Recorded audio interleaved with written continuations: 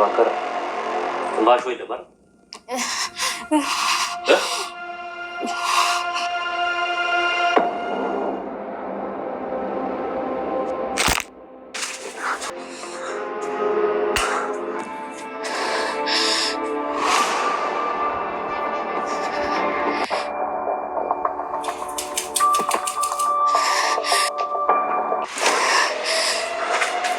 ተጀብጀብ አላወቀኝም። ማን እንደሆንኩኝ አላወቀኝም። እኔ መድብል ነኝ።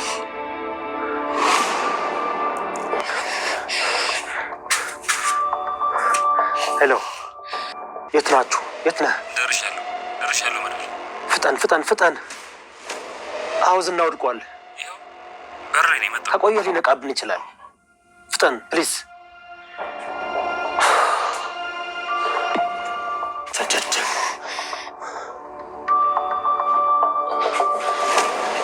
ማን የደወለው? ማህሌት ናት። እጓላት ወደዚህ እንዳትመጣ አድርጋት። እሺ አንሹ። አንቺ የት ነሽ?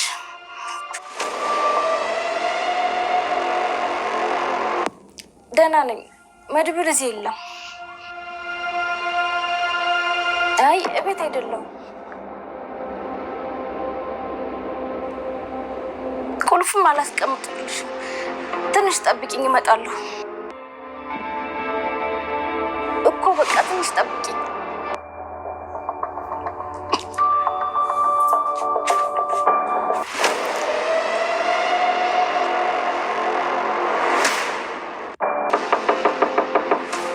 ማን ነው?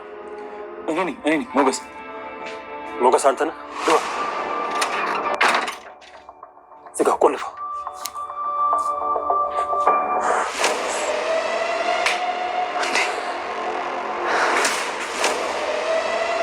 ዝናን እንደቆ ሞገስ ነግሬ ነበር። ይህንን ደደብ አልምራውም ብዬ ነው። በእጅ አስገባዋለሁ ብዬ ነበር። እንዴት በምን ጣልከው? ሞገስ አሁን ይሄ ለኔ የሚጠይቅ ነው? ገርሞኝ እኮ ነው። እንዲህ የአልኮል መርፌ ይዘህልኝ መጣ?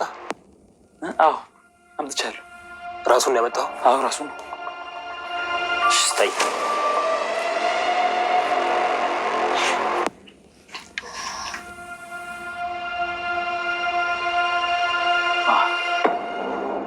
አምጣው።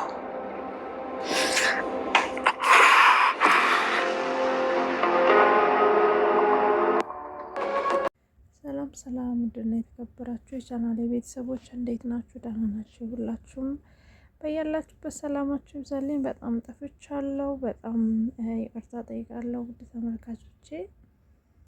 በጣም እየጠፋሁ ነው ያለሁት ማለት ነው። ስላልተመቸኝ ነው። በጣም ይቅርታ አድርጉልኝ። እንግዲህ ምሳሌ ድራማን ይዤላችሁ መጥቻለሁ። በጣም ደስ የሚል ፓርት ላይ ደርሰዋል ማለት ነው። ሁላችንም እየፈለግ ነው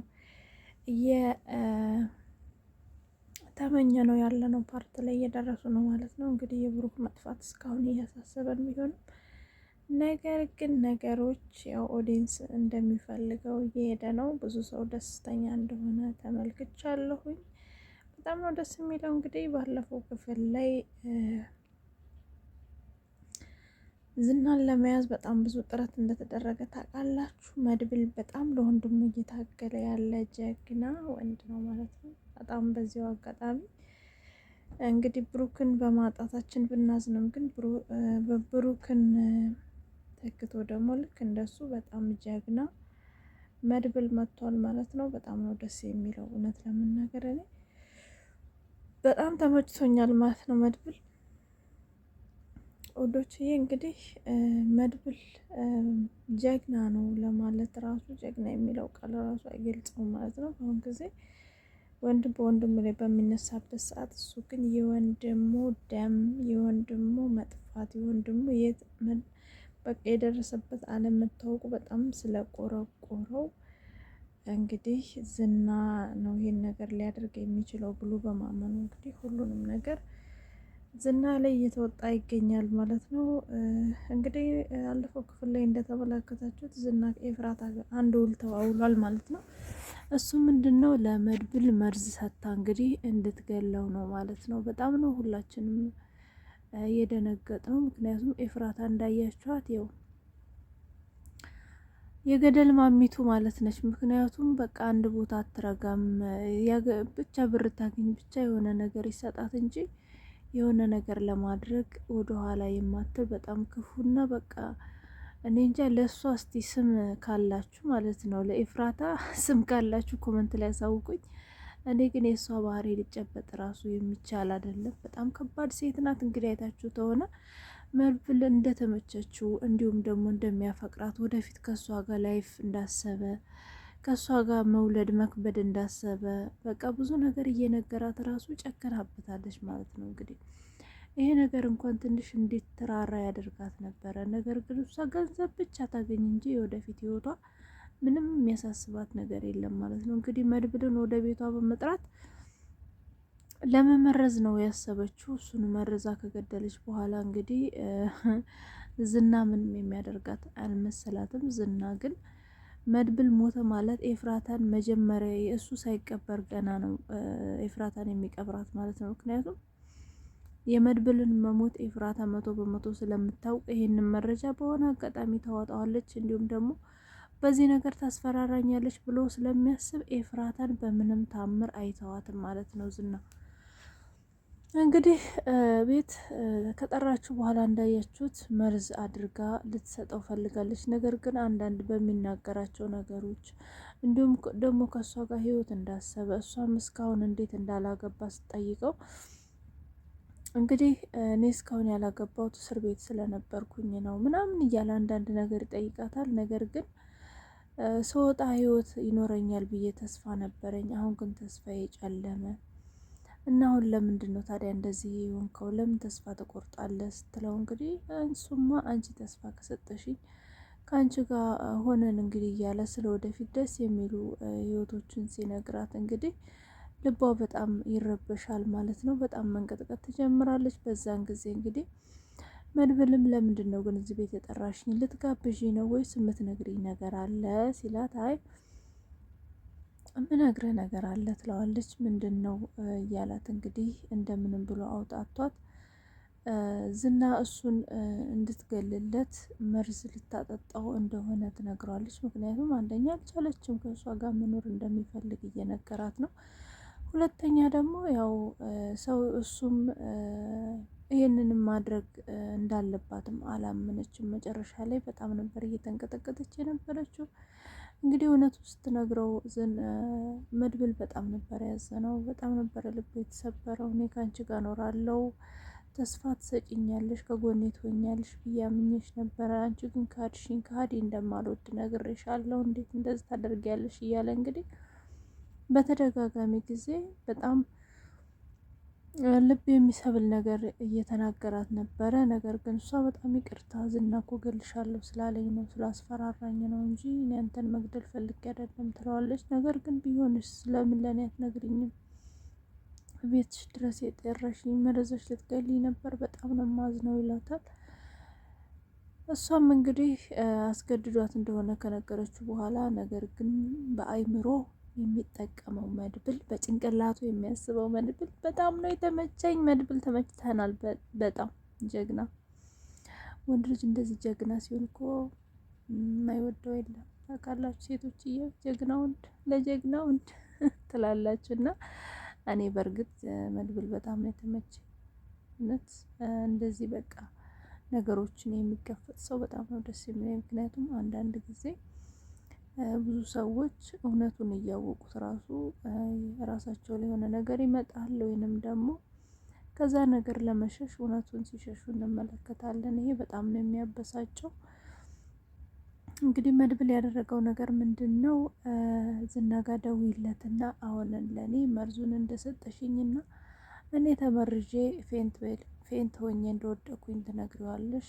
የዛን ጊዜ እኔም አደርገውን አደርጋለሁ ይላታል። ለምንድን ነው ልትገለው ነው ወይስ ትለው፣ ምንም አይነት ጥያቄ አልፈልግም፣ አንቺ እኔ አድርጌ የምልሽን ብቻ ነው የምታደርጊው ይላታል። እንግዲህ እሷም በተባለችው መሰረት ወደ ዝና ደውላ የሆነውን ነገር ስትነግረው በጣም እያመሰገናት ነበር። አንቺ እንደ እህትሽ አይደለሽም፣ በጣም ጀግና ነች፣ ስራሽን በስነ ስርዓት ሰርተሻል፣ እያለ እንግዲህ እያመሰገናት ከማህሌት ጋር አውጥተው እንዲጥሉት ይነግራታል። ነገር ግን በዚህ እንደማትስማማ ስልኩ ከተዘጋ በኋላ እሱም እንግዲህ አብሮት ከሚሰራው እንዲሁም ደግሞ ከኃላፊው ጋር በመደዋወል ነገሮች በጣም በጥሩ ሁኔታ እንዳለቁ፣ አንዳንድ ጊዜ መጀመሪያ ላይ መደሰቱ መጨረሻ ላይ በጣም ብዙ ያስለቅሳልና አንዳንድ ብዙ አጋጣሚዎች የገጠማችሁ በዚሁ አጋጣሚ ኮመንት ላይ ያሳውቁኝ። ያው ዝና እንግዲህ በሱ ቤት ዝና መድብል ሞቷል። በቃ መድብልን ለመቅበር ነበረ እየሄደ የነበረው። ነገር ግን በክፋት የሚካሄድ መንገድ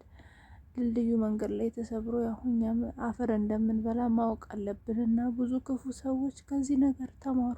እግዚአብሔርን ክፋት የትም አያደርሳችሁም እና ብትችሉ ጥሩ መሆን ባትችሉ እንኳን በቃ ክፋታችሁን ለራሳችሁ ያዙት። ሰውን ለመጉዳት፣ ሰውን ለማጥፋት ከስራችሁ በጓደኛ ላይ የምትመቀኙ፣ በቤተሰብ በዘመድ አዝማድ ሰው ሲያልፍለት ሲሰራ ጥሩ ሲሆን ከትላንትና ህይወት ሲለወጥ አይናችሁ ደም የሚለብስ መጨረሻችሁ እናንተ ለራሳችሁ ማትሆኑ ለሰው እንቅፋት ነው የምትሆኑት እና ልክ እንደዝና ሁሌ ክፋትን እያሰባችሁ የሰው መንገድ ላይ እንቅፋት እያስቀመጣችሁ ለራሳችሁም ደስተኛ ሳትሆኑ የሰው ህይወት እንደበጠበጣችሁ ነው የምትኖሩት እና ዝናም እንግዲህ እንደዛ ነው እያደረገ የነበረው። ነገር ግን እንደተባለው አልሆነለትም። ምክንያቱም ይሄን የምታደርግ ከሆነ እኔ ወደ ፖሊስ ነው የምደውለው እንጂ ናና ውሰድ፣ እኔ እጄ እዚህ ነገር ውስጥ እንዲገኝ አልፈልግም፣ ወንጀለኛ መሆን አልፈልግም ትላለች። ችግር የለውም ፖሊስ ጋር ብትደውይም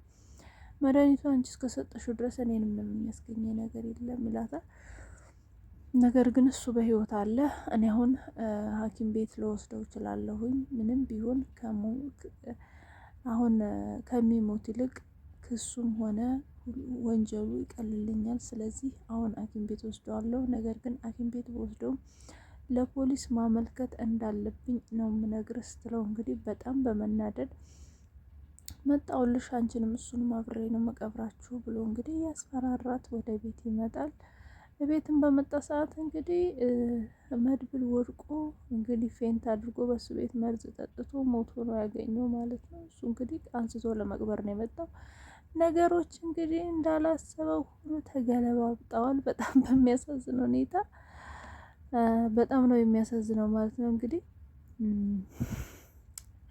በጣም ነው የሳቅኩት ነው ለመናገር። መድብል እንዴት አድርጎ እንደመታው በቃ የተማረ ስትሆን እንደዚህ ነው። የሆነች ልጅ አስታወሰኝና በሁለት ጣቱ ነው ነካ ያደረገውና በጣም ነው የሚገርመው።